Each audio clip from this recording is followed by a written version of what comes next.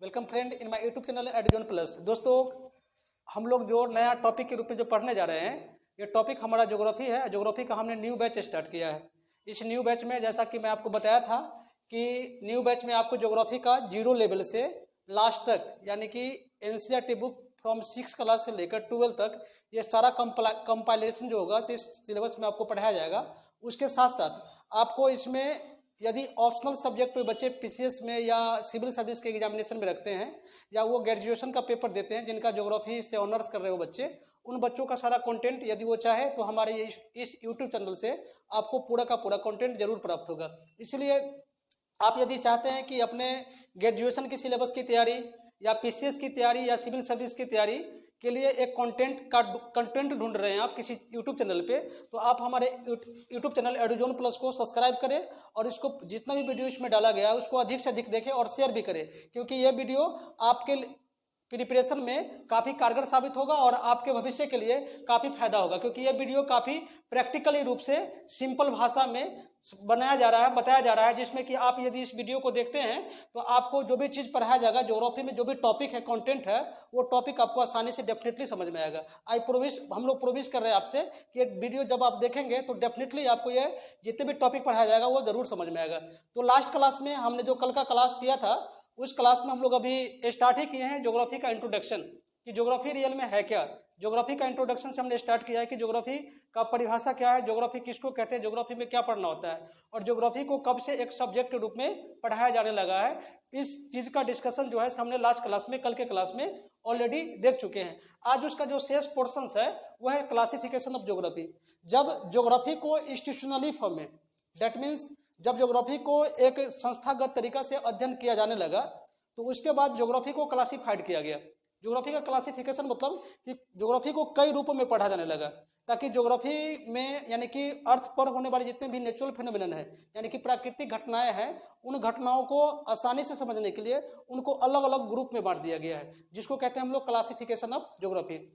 ऐसे हमारे ज्योग्राफर ने ज्योग्राफी को आसानी से समझने के लिए, सिंपली समझने के लिए, पृथ्वी पर होने वाली घटनाओं को आसानी से समझने के लिए ज्योग्राफी को दो भागों में बांटा है। पहला जो हमारा ज्योग्राफी है ये हमारा एक फिजिकल ज्योग्राफी है, और दूसरा जो हमारा ज्योग्राफी है ये ह्यूमन ज्योग्राफी है। फिजिकल ज्योग्राफी और ह्यूमन ज्योग्राफी, दैट मीन्स भौतिक भूगोल, और दूसरा हमारा क्या है, मानव भूगोल। अब भौतिक भूगोल का मतलब कि पृथ्वी के ऊपर में जितने भी फिजिकल फेनोमेनन होते हैं उन फिजिकल फेनोमेनन को समझना है। जैसे फिजिकल फिनोमेनन क्या होता है, कौन सी भौतिक घटनाएं होती है, तो भौतिक घटनाएं के मतलब होता है कि पृथ्वी के ऊपर में तूफान चलती है, हवाएं चलती है, उसके साथ साथ पृथ्वी के अंदर में जो हमारा मैग्मा जमा हुआ है, यानी कि पृथ्वी के अंदर में हाई टेम्परेचर है, यानी कि वैज्ञानिक का मानना है कि पृथ्वी के अंदर का जो तापमान है, पृथ्वी के गर्भ का जो तापमान है लगभग 6000 डिग्री सेल्सियस है। तो जो अब 6000 डिग्री सेल्सियस तापमान होगा, तो उस तापमान में पृथ्वी के अंदर में जितने भी सब्सटेंस होंगे, जितने भी पदार्थ होंगे, वो एक मोल्टेन स्टेट में होगा, यानी कि लिक्विड स्टेट में होगा। जब वो उतना टेम्परेचर के, जब वो अधिक 6000 डिग्री टेम्परेचर जब उसको मिलेगा, तो उस टेम्परेचर की वजह से वो क्या करेगा, इवेपोरेट करेगा, और इवेपोरेट करके पृथ्वी की ऊपरी सतह को क्या करेगा, वो ऊपरी सतह को उसको पुश करेगा और उसको डिस्प्लेस्ड करेगा, और जब डिस्प्लेस्ड करके जो लिक्विड पदार्थ है वो हाई टेम्परेचर की वजह से पृथ्वी के बाहर आना चाहेगा। जब वो हाई टेम्परेचर की वजह से जब उसमें हाई प्रेशर डेवलप हो जाता है, तो पृथ्वी के ऊपर में बाहर जो अंदर जो मैग्मा है वो पृथ्वी के ऊपर में आ जाता है, जिससे क्या होता है, वोल्केनिक इरप्शन होता है, ज्वालामुखी विस्फोट होता है। और ज्वालामुखी विस्फोट से निकलने वाले पदार्थ यदि पृथ्वी के ऊपर में आकर जम जाता है, तो उससे एक नया भूआकृति का निर्माण होता है, यानी कि पृथ्वी पर एक नया स्थलाकृति बनता है, नया पृथ्वी का जियोमॉर्फोलॉजिकल फॉर्मेशन होता है। जैसे आप इसको देख सकते हैं, सपोज करो कि ये जो ग्लोब है ये एक मॉडल ऑफ अर्थ है। दैट मीन्स हमारे ज्योग्राफर ने जब मानचित्र का विकास किया, तो मानचित्र के विकास में एक मॉडल बनाया कि हमारा अर्थ दिखता कैसा है। जैसा कि मैं बताया था आपको लास्ट क्लास में कि जो हमारे ज्योग्राफर है वो अलग अलग, किसी ने जो गोलाकार कहा है पृथ्वी को, किसी ने इलिप्टिकल कहा है। मान लो कि ये अर्थ का मॉडल है, तो अर्थ के बारे में यदि आप समझोगे तो सपोज करो कि ये अर्थ है, अर्थ का पोजीशन सिमिलरली ऐसा ही है। सिमिलरली ऐसा ही का मतलब क्या, कि अर्थ जो है अपने एक्सिस पर, ये इसका एक्सिस कहलाता है। जो ये अर्थ देख रहे हो ये घूम रहा है, ये इसका एक्सिस है। एक्सिस पर अर्थ जो है 23.5 डिग्री, यानी कि 23 डिग्री हाफ, यानी कि हम कह सकते हैं कि 23.5 डिग्री झुका हुआ है। अब जब इसको हम सन के पोजीशन पे ला देते हैं, इसको जब सन के पोजीशन पे लाते हैं, तो सन के पोजीशन पे लाने पर ये अर्थ को यदि इसको बीचों बीच यानी कि ये गोला को यदि बीचों बीच दो पार्ट में बांट देते हैं तो एक इसका उत्तरी हिस्सा है, एक इसका दक्षिणी हिस्सा है, यानी कि एक नॉर्दर्न हेमिस्फीयर है, एक इसका सदर्न हेमिस्फीयर है। तो नॉर्दर्न हेमिस्फीयर का हिस्सा जो है, यदि नॉर्दर्न हेमिस्फीयर का हिस्सा देखे, यदि सन इसके पैरेलल आएगा तो सन जब इसके पैरेलल आएगा तो इसका जो सन का रेज जो होगा से परपेंडिकुलरली अलग अलग पोजीशन पे पड़ेगा, क्योंकि अर्थ के अंदर में, अर्थ के पास जैसे दो प्रकार के मोशन है। एक तो ये इसका मोशन है जिसको बोलते हैं हम लोग रोटेशन, यानी कि जो आप एक्सिस पर अर्थ जो घूम रहा है उसको रोटेशन कहते हैं, और अर्थ अपना एक्सिस के साथ साथ एक्सिस पर घूमते हुए ये सन के चारों तरफ ऐसे करके रिवॉल्व करता है, इसको रेवोल्यूशन मोशन कहते हैं। इस रेवोल्यूशन मोशन के कारण कभी कभी जब सन एक पोजीशन पर फिक्स्ड है तो कभी क्या होता है कि सन का जो रेज कभी इस पार्ट पर ज़्यादा पड़ता है, और जब कभी ये दूर हो जाता है, सन से दूर हो गया ये, तो इस पार्ट पे ज़्यादा पड़ेगा। इसी वजह से क्या होता है कि सूर्य का जो पृथ्वी पर जो क्लाइमेट चेंज होता है, यानी कि जो हमारा मौसम वेरिएशन होता है, वेदर से सीजन जो चेंज होता है, सीजन चेंज होने का ही वजह है कि जब पृथ्वी का रेवोल्यूशन मोशन जो होता है, ये रेवोल्यूशन मोशन जब मान लो कि ये सन है और सन के साथ साथ पृथ्वी ऐसे करके घूम रहा है, ऐसे करके घूम रही है पृथ्वी, तो क्या होगा कि एक रे इसका परपेंडिकुलर सदर्न में पड़ेगा, क्योंकि एक बार में क्या होगा कि उसका उत्तरी पोर्शन सूर्य के नजदीक आ जाएगा और दक्षिणी पोर्शन क्या होगा, सूर्य से दूर होगा। फिर एक बार जब ऐसे करके आएगा ये, तो इसका जो दक्षिणी पोर्शन है से नजदीक आ जाएगा, उत्तरी पोर्शन क्या आ जाएगा, इसका दूर हो जाएगा। तो जब उत्तरी पोर्शन दूर होगा तो इस पोर्शन पे, यानी कि पृथ्वी के जो उत्तरी हिस्सा है, ये हेमिस्फीयर का जो उत्तरी हिस्सा है, इस पर ठंड होगा, जबकि दक्षिणी हिस्सा पर क्या होगा, गर्मी होगा। जैसे अभी हम लोग देख लेते हैं कि ऐसे पृथ्वी के जो वर्तमान मॉडल जो है ये है, पृथ्वी का वर्तमान स्थिति ऐसा है। लेकिन जब जिस समय में पृथ्वी का फॉर्मेशन हुआ, जिस समय में अर्थ का फॉर्मेशन हुआ, वो अर्थ इस प्रकार से था नहीं। अर्थ का फॉर्मेशन यानी कि अर्थ में जितने भी ये जो हम कलरफुल पार्ट्स देख रहे हैं ग्लोब पर, ये जितने भी कलरफुल पार्ट्स है, ये कलरफुल पार्ट्स को हम लोग कॉन्टिनेंट कहते हैं। ये कलरफुल पार्ट्स देख रहे हैं, ये कॉन्टिनेंट है। यानी कि अभी टोटल कॉन्टिनेंट्स कितने हैं, 7, जिसमें एक एशिया है, अफ्रीका है, साउथ अमेरिका है, नॉर्थ अमेरिका है, और ये यूरोप है, ये आपका ऑस्ट्रेलिया है। तो अभी जो है से सूर्य जो है वर्टिकली जो है, सूर्य का जो सनलाइट जो है वर्टिकली सदर्न पोर्शन पर पड़ रहा है। तो सदर्न पोर्शन पे, यानी कि जो इक्वेटर के नीचे जितने भी कंट्री है, वहाँ पे अभी सन रे परपेंडिकुलरली यानी कि वर्टिकली पड़ रहा है। इसलिए सदर्न वाले स्टेट पर अभी सीधा क्या होगा, गर्मी का मौसम होगा। बल्कि नॉर्दर्न पोर्शन पे, यानी कि हम लोग एशिया जो है नॉर्दर्न हेमिस्फीयर में है, तो नॉर्दर्न हेमिस्फीयर पे सन जो है से वर्टिकल में लेटरली पड़ रहा है, तिरछी पड़ रहा है। तिरछी पड़ने के कारण हमारा नॉर्दर्न हेमिस्फीयर में, पृथ्वी के नॉर्दर्न हेमिस्फीयर में सूर्य का किरण पूरा नहीं आ रहा है। जिसके कारण क्या है कि जितने भी नॉर्दर्न स्टेट है, यानी कि इक्वेटर के ऊपर में जितने भी कॉन्टिनेंट है, वो सभी कॉन्टिनेंट में अभी क्या होगा, ठंड का मौसम होगा। तो इन चीज़ों को समझने के लिए सबसे पहले हमें ज्योग्राफी के पोर्शन को समझना पड़ेगा।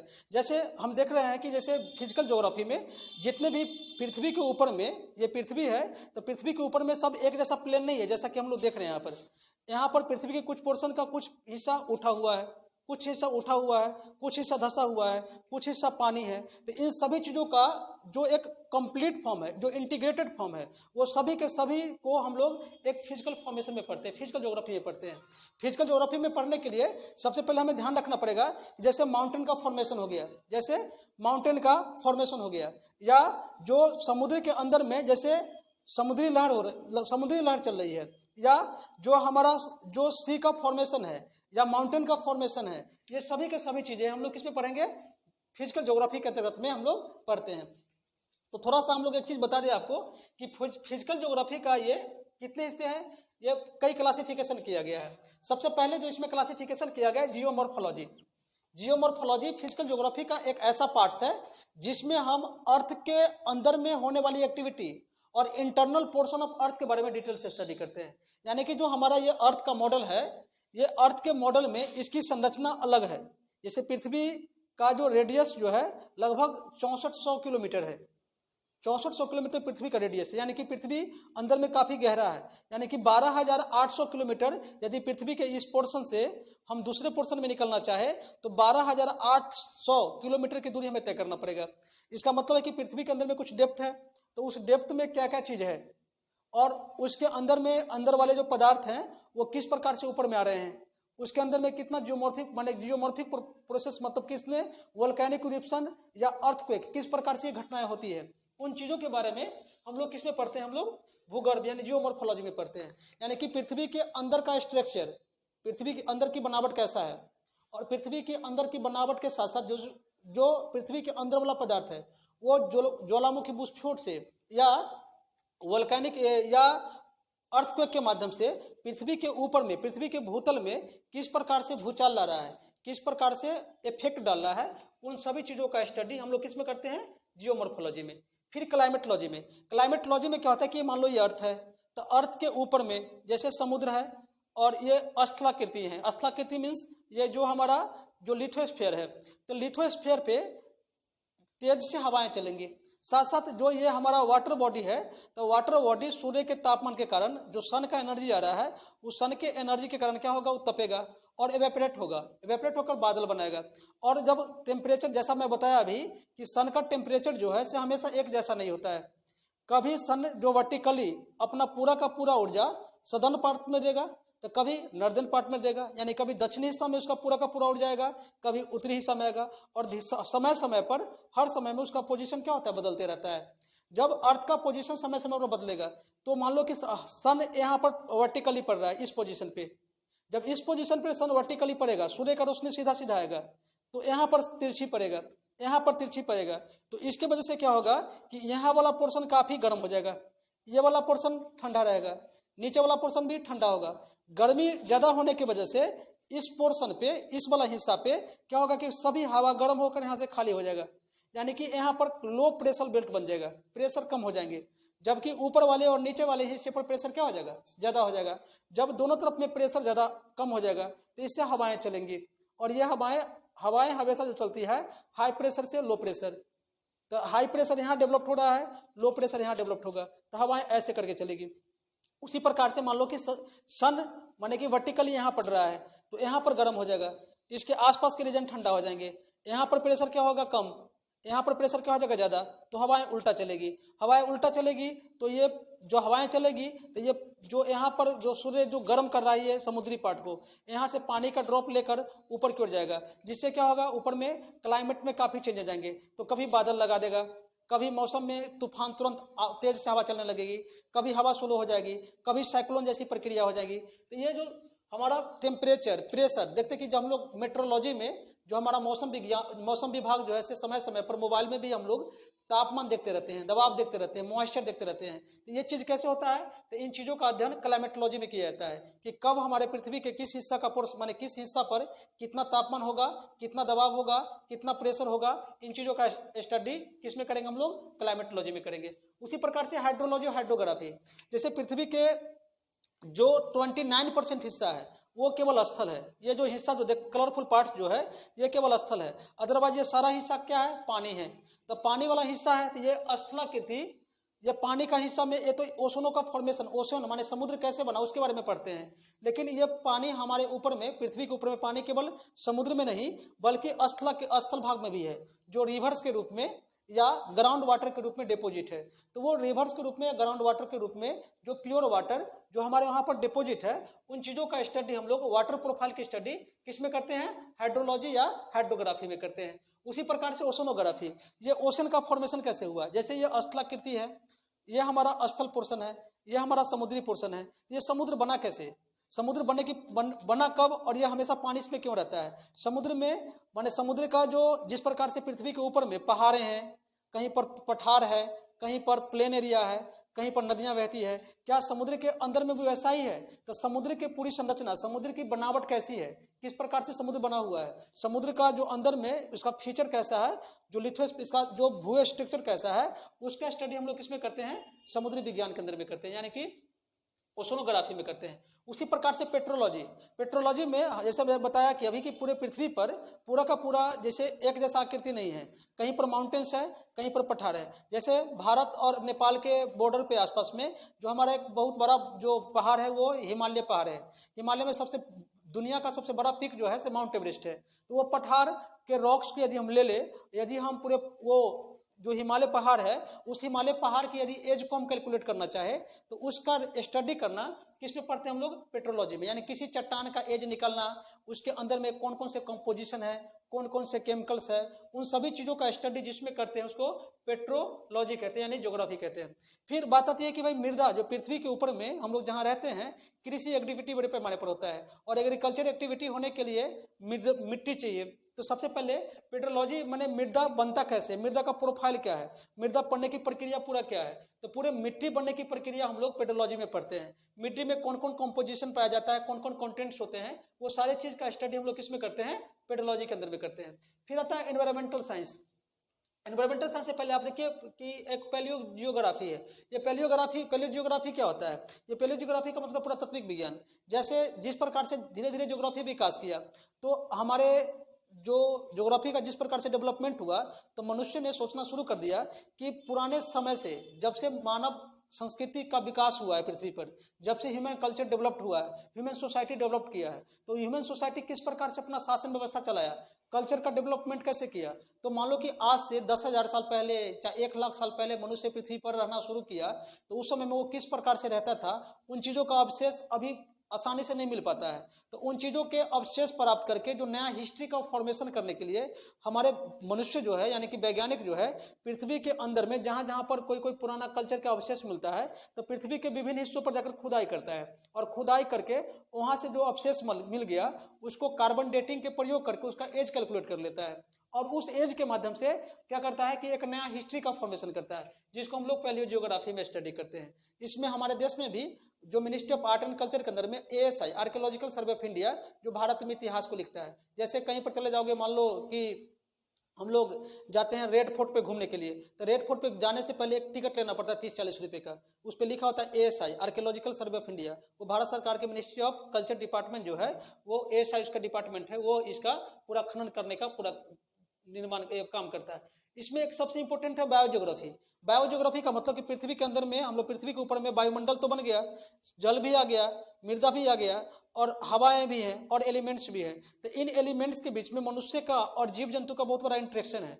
तो पृथ्वी के ऊपर में और पृथ्वी के ऊपर यानी कि जल के भी नीचे में मनुष्य और जीव जंतु भी हैं। तो उन जीव जंतुओं को हमारे वायुमंडल और पृथ्वी के ऊपर में जितने भी चीज है और बायोटिक कंपोनेंट है, उसके बीच के रिलेशनशिप को हम लोग किसमें पढ़ते हैं, बायोजियोग्राफी के अंदर में हम लोग मुख्य रूप से पढ़ते हैं। उसी प्रकार से जो है हम लोग ह्यूमन ज्योग्राफी के अंदर में एक है जियोडेसी। जियोडेसी में मुख्य रूप से हम लोग भूगणित पढ़ते हैं कि मान लो कि ये नॉर्दर्न पोर्शन से ये सदर्न पोर्शन तक की डिस्टेंस कितना है, नॉर्दर्न पोर्शन से सदर्न पोर्शन तक का डिस्टेंस कितना है, या इक्वेटर से माने कि किसी पोजीशन का दूरी हम निकालना चाहते हैं, तो मैथमेटिकली तरीका से जिसमें स्टडी करते हैं उसको जियोडेसी कहते हैं। उसी प्रकार से आप इसमें ये देख सकते हैं एक पर्यावरण भूगोल। तो जैसे पृथ्वी के ऊपर में जब मनुष्य का विकास होना शुरू हो गया और जीव जंतु पेड़ पौधा जब तेजी से बढ़ा, तो उसका डिस्ट्रक्शन भी होगा, वो मरेगा भी, वो खत्म भी होगा। तो खत्म होने से जब पॉपुलेशन जब ज्यादा बढ़ेगा, तो पृथ्वी के ऊपर में जो प्राकृतिक संसाधन है उसका बड़े पैमाने पर उपयोग भी करेगा, और उपयोग सही ढंग से करेगा कि नहीं करेगा उसकी कोई गारंटी नहीं है। जितना मनुष्य का ज्ञान होगा उसके अनुरूप ही उपयोग करेगा।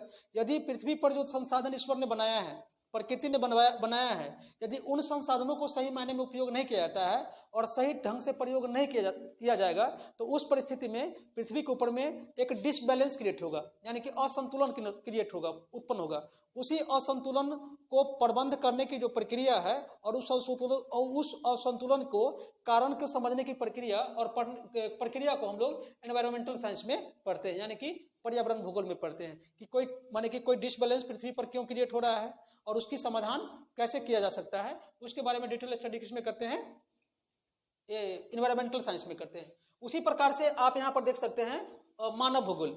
अब जैसे कि हम जानते हैं कि पृथ्वी है, तो पृथ्वी एक ऐसा ग्रह है अभी हमारे सौर मंडल में जिस पर अभी जीवन संभव है। अदरवाइज जितने भी 8 या 7 ग्रह हैं उस पर कहीं पर मनुष्य नहीं रह रहा है। इसका मतलब यह है कि मनुष्य पृथ्वी पर तो रह रहा है, और जब पृथ्वी पर मनुष्य रह रहा है तो पृथ्वी और मनुष्य के साथ बड़ा एक रिलेशन होगा। चाहे पृथ्वी पर जितने भी ये फिजिकल फिनोमेनन हो रहा है, जितने भी ये भौतिक घटनाएं हो रहा है, उस भौतिक घटनाएं कहीं ना कहीं मनुष्य को डायरेक्ट या इनडायरेक्ट रूप से इफेक्ट कर रहा है। तो मनुष्य को डायरेक्ट और इनडायरेक्ट रूप से जो इफेक्ट कर रहा है, तो मनुष्य और पृथ्वी पर जितने भी भौतिक चीजें हैं, उन भौतिक चीजों और मनुष्य के बीच के जो रिलेशनशिप है उसी को हम लोग ह्यूमन ज्योग्राफी में पढ़ते हैं। जैसे मान लो कि पृथ्वी पर जब मनुष्य आया, तो मनुष्य क्या करेगा, पृथ्वी पर आने के बाद मनुष्य कहीं पर अपना शासन व्यवस्था चलाएगा और अपना एक कल्चर डेवलप करेगा, तो उसकी इतिहास पढ़ेंगे तो मनुष्य हर जगह पर इतिहास क्रिएट नहीं करेगा।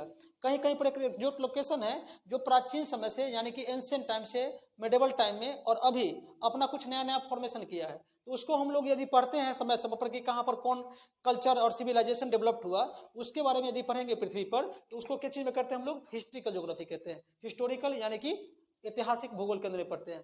उसी प्रकार से यदि मान लो कि पृथ्वी है, तो पृथ्वी पर जैसे मैं बताया कि 7 कॉन्टिनेंट है। ये अफ्रीकन कॉन्टिनेंट है, ये एशियन है, ये यूरोप कॉन्टिनेंट है, ये हमारा नॉर्थ अमेरिकन है, ये साउथ अमेरिकन है। तो अभी पूरे के पूरे देश जो पूरे के पूरे वर्ल्ड माने पूरे के पूरे पृथ्वी जो है जो 195 कंट्री में डिवाइडेड है, जिसमें कि 193 कंट्री जो है यूएनओ का मेंबर है।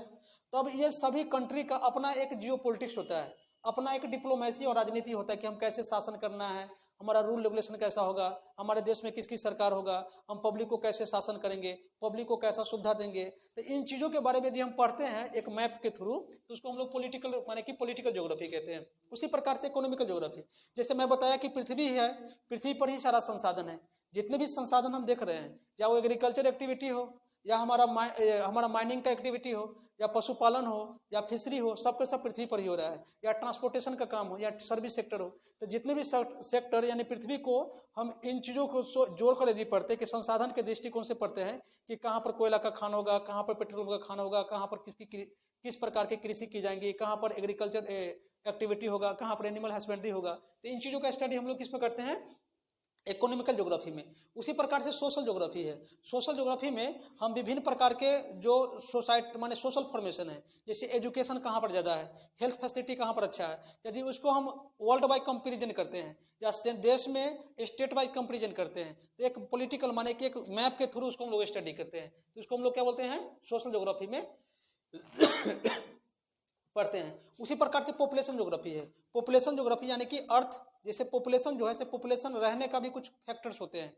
पॉपुलेशन हर जगह पे नहीं रह सकता है, यानी कि मनुष्य हर जगह पे नहीं रह सकता है। मनुष्य को रहने के लिए सबसे पहला कि भू आकृति अच्छा होना चाहिए, यानी कि जो पृथ्वी का स्ट्रक्चर जो है अच्छा होना चाहिए, यानी कि पहाड़ पर मनुष्य जाकर रहना नहीं शुरू कर देगा।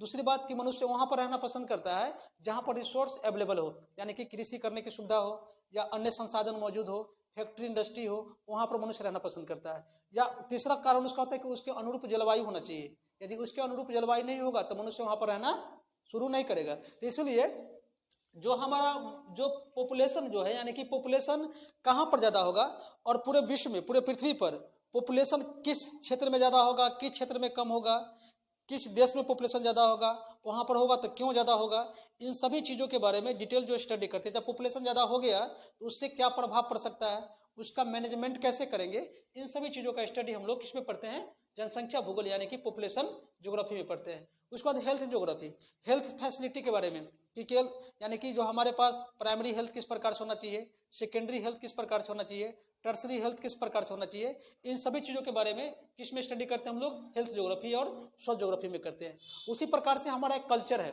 जैसे हम मनुष्य हैं तो हमारा कुछ अपना इंटरेस्ट है, जैसे कुछ गाना गाना या कुछ सुनना, डांस करना, कुछ पूजा पाठ करना। तो इन चीज़ों को क्योंकि हर जगह पे अलग अलग इसका होता है। यदि हम जैसे मान लो कि भारत के लोग मैक्सिमम हिंदुइज्म को मानता है, उसी प्रकार से पश्चिम एशिया के लोग इस्लाम को मान रहा है, उत्तरी अफ्रीका के लोग इस्लाम को मान रहा है, उसी प्रकार से यूरोप के लोग मैक्सिमम क्रिश्चियनिटी को मान रहा है। तो जो रिलीजन के आधार पर भी रिलीजन अलग अलग है और रिलीजन के आधार पर उनकी जो प्रथाएं हैं, पूजा पाठ करने का तरीका भी अलग अलग है। तो उन चीज़ों को जिसमें स्टडी करते हैं उसको क्या बोलते हैं हम लोग? कल्चर ज्योग्राफी के अंतर में पढ़ते हैं। ये ज्योग्राफी जो हमारा यानी कि ज्योग्राफी का 2 पार्ट्स है मेनली। एक तो हमारा जो फिजिकल ज्योग्राफी है जिसमें सारे फिजिकल फेनोमेनन के बारे में स्टडी करते हैं, और दूसरा हमारा क्या है? ह्यूमन ज्योग्राफी है, जिसमें हम लोग विभिन्न प्रकार के भौगोलिक चीज़ों के बारे में पढ़ते हैं। तो इन चीज़ों को डिटेल से स्टडी करने से पहले सबसे पहले हमें ये जो पृथ्वी है, ये पृथ्वी बना कैसे, ये पृथ्वी के बनने के पीछे क्या क्या फिनोमेनन हुआ है, उन चीज़ों के बारे में हम अगली क्लास में डिस्कस करेंगे आप लोग को।